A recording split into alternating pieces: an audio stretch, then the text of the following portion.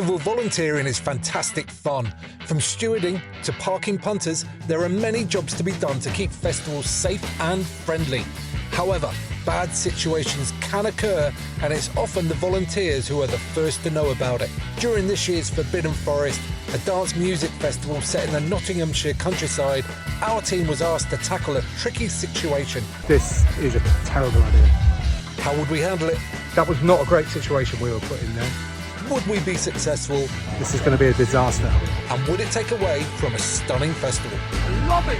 Get ready for the sesh, strap on your drum and bass, and bring out your best dance moves. This is Forbidden Forest.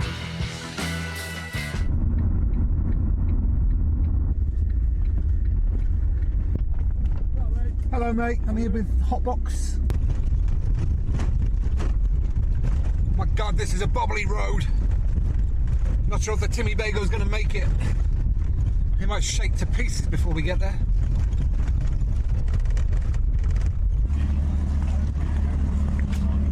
Accreditation done. That always seems to take longer than you feel like it should. And maybe because I've got not one, not two, but 3 new wristbands. I don't even know what they're all for. And the staff car parking pass. Right, onwards. Let's go and get parked up. A customer, and this is your first time working here. Oh, amazing. Okay, fab. Well, hopefully you have a really great time. Let go of the damn button. That is the briefing done. I have grabbed myself a high vis and gonna go and have a look around because I've never been here before. And it's exciting. There's lots of stages, 6 I think. So I'm gonna go and check them out now, whilst it's still in the build phase, before everybody gets here. But I'm also gonna have to put on some more clothes because it is fresh this evening and it is very windy. Look at this. That is a massive pile of wood chip, which I think is going to be used to fill in all the muddy puddles, of which there's likely to be a few this weekend because there are heavy periods of rain expected. That's a lot of wood chip. Ooh. Ooh. I think that's a jet engine with a caravan on top. Crazy.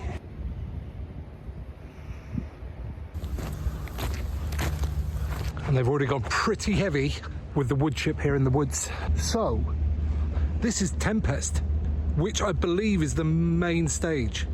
Look how tall it is. That is crazy. And it kind of only just goes back down this path. There's a bit of space over here as well. It's so tall and skinny. It's the Peter Crouch of stages. Whoa. Anyone need a bottle of water? Oh, this one looks incredibly cool. This is Reactor, and it looks, I'll take a look. Oh, can't wait to see that all lit up. Looks like a portal. Just a wonder of forest to dance the night away in. Look at this with the more jet engine bodies. And if all the raving in the forest gets a bit too much, well, I guess you just come into here. Basically a lounge bar. Look at these. Very, very cool. Here's one of the main bars. Does it feel like a rip-off? Yeah, pretty punchy. Now I've had a walk through the forest, I actually don't think that massive pile of wood chip is going to be anywhere enough. Wonder if they've ordered any more. So that was fun. We'll bring this to a close now. All seems pretty safe around here. You know I said it'd be windy, folks? Well, there is a lot of this going on around the site, and the poor fencing staff are going around taking all the hessian off that they would have put up today or maybe yesterday, because it's just like a big sail and it keeps pushing them all over. They're gonna have to put all that hessian back on again tomorrow. Poor guys. Morning, it's now Friday and not too much festivally happened yesterday. I went for a run, and then as usual at festival sites there is very little phone signal, but Hotbox has got 2 Starlinks. So I made good use of that, sat in the tent and got a load of work done yesterday afternoon, but now it's time for my first shift, which starts at 9 o'clock, but as always with Hotbox, you have to be there an hour early to get organised, get allocated, all that jazz. So let's see what today brings. So for Hotbox at Forbidden Forest, you have to do 2 7.5-hour shifts, which all get arranged and allocated before you even arrive on site. Then at the start of each shift, you go and stand by one of these lollipops, and that indicates which area of the site you want to work in for that shift. I chose Arena for the first shift. Right, well, I'm on the Arena crew this morning, and the Arena doesn't open till 2, so we're doing a recce, making sure we know where everything is, get familiar with the site, so that we can be directing people with great efficiency later on. And this place looks equally as epic in the daylight as well.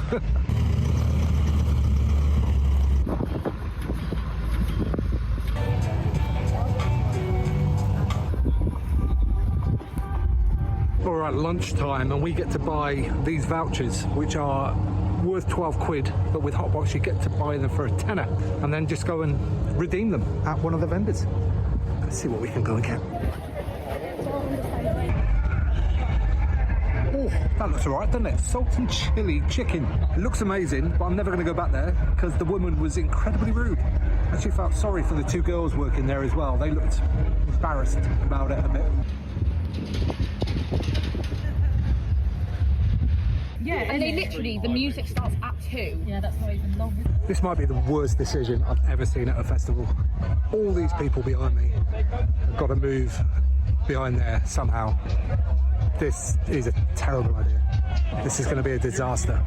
10 minutes later. Well, in a complete shock, we suffered a volley of abuse from almost everybody in that campsite. And I don't blame them. I'm on their side. Truly awful decision by the festival organisers. And we should never have been sent in there to do that. Pretty annoyed, to be honest. But the Arena did open soon afterwards and the punters flooded in to get those first tunes. We either went on roaming patrols just to make sure people could see us and could ask questions if needed, or stayed in the information hub where we mostly told people that the Wi-Fi wasn't working.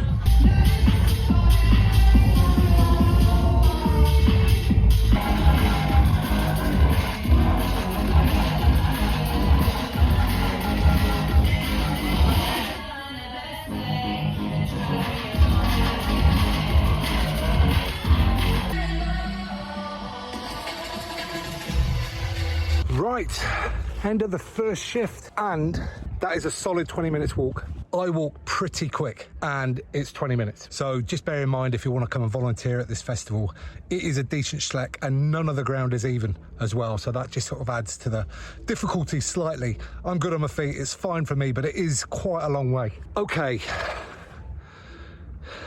that was not a great situation we were put in there. Everybody knew it was a terrible idea. We were all feeling sorry for the people who were told they had to move. Very little security presence, which we were told were going to be leading the way. Awful decision by the festival, who we believe have oversold VIP and therefore tried to move some of the lower paying punters to squash in after they'd already set up. It was like 500 people there, probably more, that they wanted us to move an hour before the Arena was due to open. Just awful idea. I also think that somebody from Hotbox should have stepped up and refused to put us in there, because that was not a good situation. All that being said, I'm enthused by the music. It's a cracking vibe in there. It's now 4:45. I'm going to get some food in me, throw some drinks down my neck and get in there to have a good time on this wonderful, wonderful, beautiful Friday evening. Come on, people.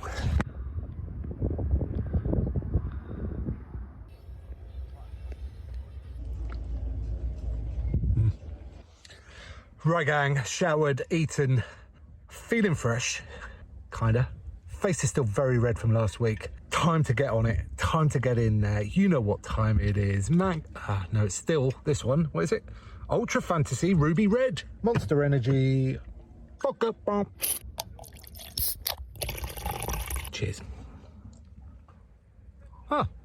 Strong but not too strong. Well done yourself. Right, team, it is quite tricky to decide what to wear today because it is warm, but it's breezy and it's going to get colder. But in the Arena, it's actually generally very warm because it's enclosed and all the forest and stuff. So I've gone with hat, I've gone with scarf, I've gone with furs, no sleeves, but long trousers and obviously party shoes. And we'll see. I might get cold, might get too hot, might be something in between. None of that's particularly interesting. Let's get on it. Well, I've been in here all of 10 minutes and I've had 3 separate people Compliment me on my jacket. Normalise that in normal life, folks. Find something you notice. Compliment a stranger. Such an easy thing to do. Festival vibes in I would like to raise my IRL. glass. Dale and I went.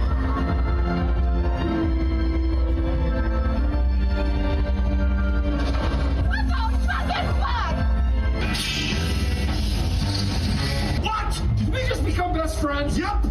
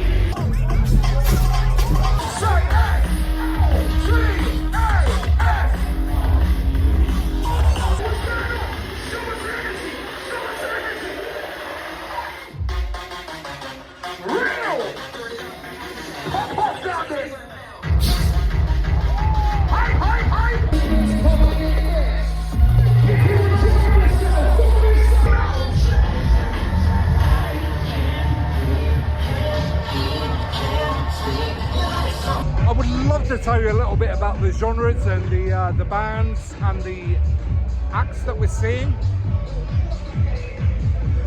but I know nothing. I think I was just listening to drum and big bass, and this is lounge music, or I don't know. Yeah, bubbly and tidy, baby.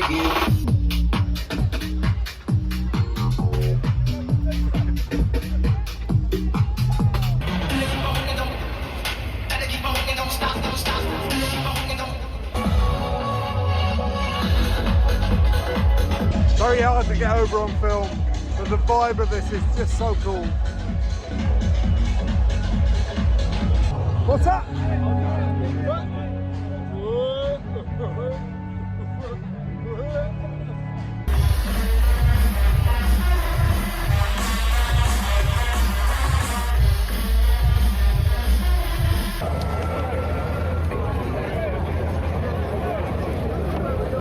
Right, it's 11 p.m, not that late. But if you want to continue the party, you have to do this, and I can't be asked to tell you now, so I'll tell you in the morning. Good morning, guys. Welcome to Saturday, and it's not morning at all. It's nearly 5:30. I have had a lazy day today, and it's been lovely. That thing I was going to tell you about last night, I'm going to actually save it until tomorrow night. But it's almost time to get back in the arena. But before I do, what happened yesterday has been constantly on my mind, and especially because of one single thing one person told me. So let's rewind a bit to what I actually did when we went in to try and help those people move. I was not going to approach anybody. I was going to wait and stand back and do nothing, essentially. That was my plan, because I wasn't going to encroach on anybody's space. But what happened immediately, as soon as I went through the gate, two girls came up to me and said, "Hi, we want to move our tent. Will you help us?" And I was like, yes, absolutely. That is perfect. We've got two people here who are like, right, okay, if they're going to make this change, they decided it's not ideal. They didn't want to move, but if they were going to have to, then it was better to do it quickly, go and get a good space that they'd already spotted, and then still be able to get in for 2 o'clock, which was the plan. So I went off and helped them. Basically, they had to get all their stuff out of their tent still, so I went round sort of unpegging things so we could just pick the tents up and then walk them over. And it was during that period where obviously lots of other people were getting asked to move, and the abuse started flying. It was basically, I felt like I was in the trenches and the bullets were flying over my head, so I wasn't paying too much attention to it, but I could hear it. And this lovely young girl, it was her birthday as well, said to me, and this is the line that stuck with me. She said to me, "I'm sorry about all the abuse you're getting. I know how it feels. I work for the NHS." And I was like, oh my God, what is our country like at the moment if somebody's saying that? It's not ideal, is it? So anyway, we halfway through that, they'd basically unpacked their entire tents. I'd unpegged everything, and then the message came through that actually we were pulling out. We weren't going to try and enforce this because obviously we couldn't, because it was a dumb idea. So they were then stuck in limbo, having unpacked everything. Still couldn't really get an answer as to whether they were going to be, you know, forced to move or whatever. So we just put everything back. They started repacking their tents. I started pinning everything back down. The supervisors were saying, come on, we're leaving, we're going out. And I was like, I'm not leaving until I've put this tent back the way it was when we started. That's the least we can do. So we got that done. Horrible 20 minutes. Awful 20 minutes, but thankfully it was done and dusted quickly. In fairness to Hotbox, I mean, this was so predictable, but in fairness to them, as soon as it was very obvious that things weren't going to plan, they did get us out there as quickly as possible. Right, enough of me rambling. It is time to get into that festival, because this is going to be my last night because I'm working tomorrow. So first choice is what to wear, and I think it was horrible this morning. Heavy rain till about 10 a.m. But it's really cleared up now, and it looks very similar to how it was yesterday. Kind of a little bit cloudy, but the sun poking through every now and again. I think I might go colourful. Ah, there we go. I know, not colourful at all, hey? Totally changed my mind. Black hat, black furs, black scarf. Gone with the parrot though, and jeans and party shoes, obviously. Right, also, next decision, no Monster Energy. But I do have some coffee, and I do have some more of this toffee vodka. That makes a good combo, doesn't it? Let's give that a try.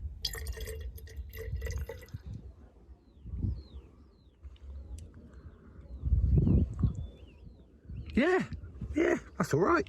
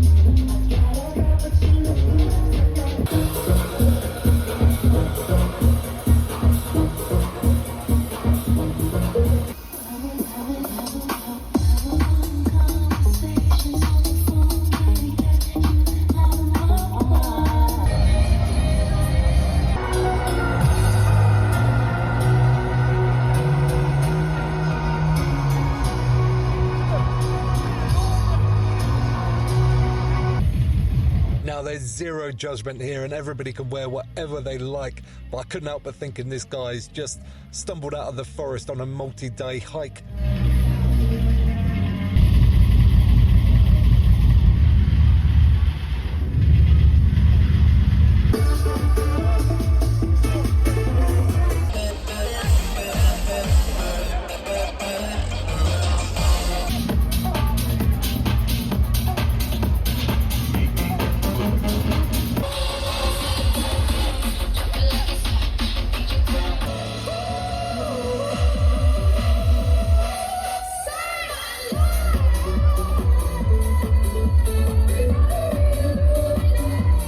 Snuck in here to the lounge bar. I think it's VIP something or other. There's not much to it actually.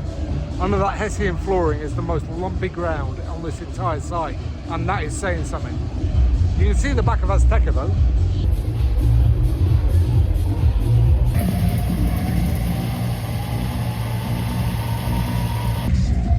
Girl at the bar just gave me a lollipop. It's the tiniest lollipop I've ever seen, but I'm very grateful. I think these are joke lollipops. I can't get into it, but I will.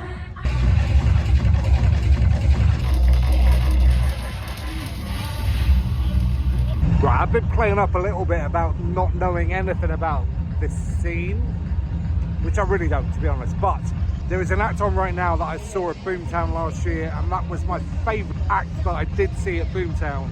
They blew my little socks off, so let's go and see if they do it again. Forbidden Forest family, 26, hold the line, lose yourselves.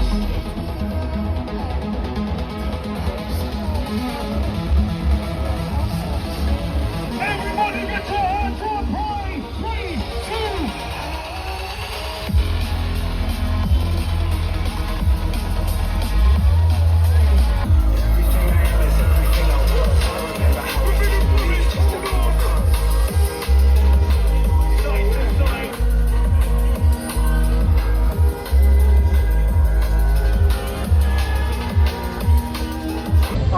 no idea why what they do makes me feel like this, but my God, I love it.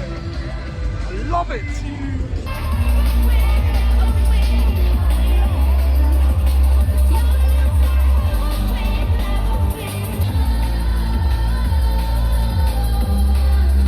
If love could have saved you, what a setting, mate. Forbidden Forest, what a setting. One touch to loosen. Louder!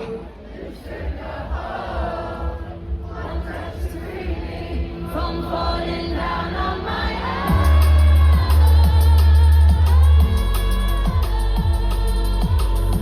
Forbidden Forest, one more time, sing! From falling down on my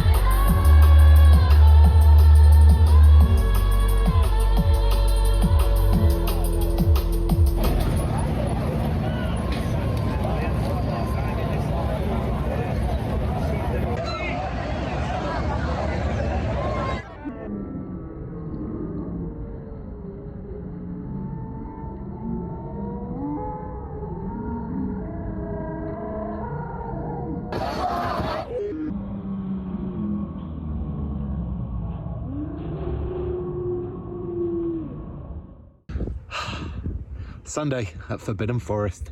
Had another very lazy day. It's been great. I've really enjoyed it. One more shift to go this evening, 4:30 till midnight. And I've quite liked the way this has worked out. Kind of had a shift at the start, then 2 nights out, and now a shift at the end. That feels quite good. Nice balance. It is half an hour until we're due to meet for this shift. And there are folk lining up by the lollipops already. And I sense they're all lining up by the arena lollipop because people want to be in there to see all the big acts tonight. Now, I would love to be in the arena, but I don't know anybody. I don't know any of the acts. So I think it would be pretty selfish for me to line up for that when I know a lot of people here love these artists. Yeah, so I probably will be in the campsite crew, I would imagine. This is our tent, our hub, and it's pretty basic, but it does the job. It doesn't look like a lot of electrical sockets there, but I've never seen them all full. So there we go, and I'm going to make myself a nice hot chocolate now to take on shift.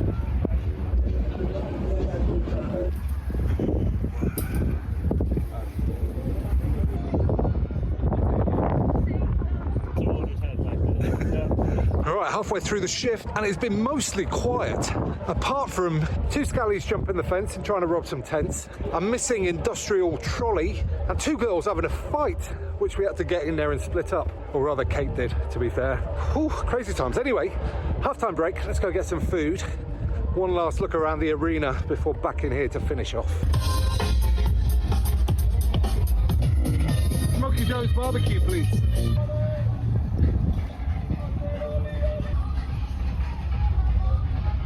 The bag. Daddy's gone now. Tell him I was happy and my heart is broken. All my scars are open.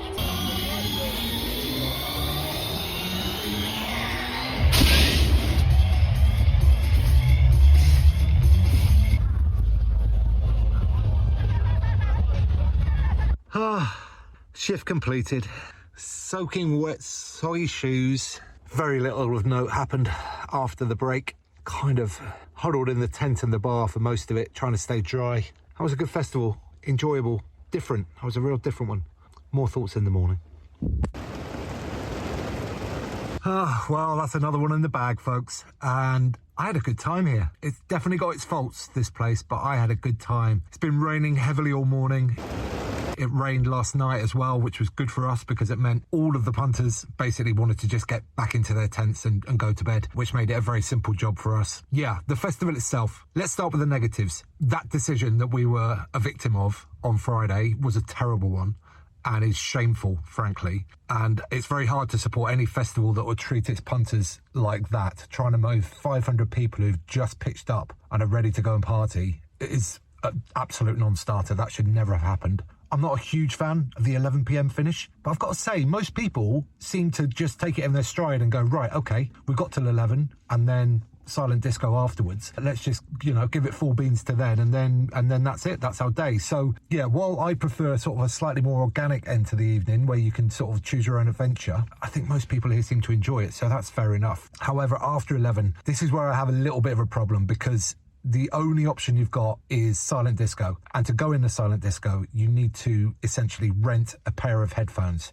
£6 plus a £25 deposit, which is an overhead that I wouldn't want to have at a festival. I wouldn't want to have to look after this pair of headphones, take them back to my tent after I finish my sort of up to 11, then go back to the tent, go to the silent disco. It's just a faff. And I think that once you've paid to get into a festival, the entertainment should be free. Like, stuff like that should be free. Of course, if you want to go on a fairground ride, that's different. But to go and listen to some music, I don't think you should be charging for it. I understand that then diminishes the crowd. It removes people like me from the equation, which makes the night sort of slide away and go quieter quickly, which is probably what the festival organisers want to happen. But yeah, I disagree with that. I also disagree with advertising Wi-Fi when you can't provide it. I wasn't able to connect to the public Wi-Fi once this weekend, and it was a huge problem for a lot of people. It was the single most common question we got, and people were expecting Wi-Fi because it was advertised, and it just did not work the entire weekend. I've heard it was the same last year as well, so if you're coming next year, just assume there's no Wi-Fi. Assume you're basically on your own in a field, because that really is the reality. Those are the negatives, but there are positives as well, because the crowd of people at this festival I thought were fantastic. I had so many fun little interactions with all kinds of people. In terms of the actual festival itself, the production levels are really high. Those stages are amazing. They look incredible. The setting is brilliant. The sound was awesome. So there's lots of big plus points there. And actually, when I was enjoying it, it was really top notch, really good stuff. And then lastly, just to wrap up on the whole incident on Friday, like I said, Hotbox did get us out of there as quickly as possible, and they did apologise afterwards. I've got no ill feeling about it at all. We're volunteers, we're here to try and help, and everybody has that kind of attitude, and that's all they were doing. They were trying to do the best they could with the information they had at the time. So I stand by everything I said previously in the video, but I also understand that it's a very dynamic situation and there's lots going on. So would I work and volunteer for Hotbox again? Absolutely. And it's a good job, because I'm heading to Castle Donington tomorrow to go straight to Download Festival, where I'll be once again hanging out with all the great folk at Hotbox. So join me in that video, and I will see you there. Oh, don't forget to like and subscribe. Do all that as well. Peace.